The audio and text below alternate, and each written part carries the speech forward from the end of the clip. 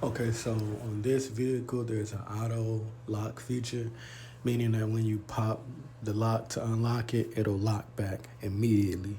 And usually you can just pull the door handle and the lock at the same time, but the tint was so dark on the vehicle, I couldn't really see it to do it at the same time.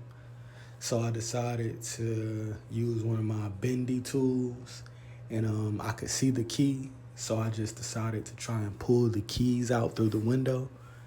Um, the only issue I had was making the hole big enough in the window. But I used one of my other airbag tools, and I was able to get the keys out of the window, as you'll see right here. You said this the key, right? It pop out. Okay, I see. If I can't, this other one kind of blocking it. If I can't pull it out, I'm gonna take this off. But I think we got it. My shit right now got like 400 because I got the tune. There we go. Thank you. You're welcome.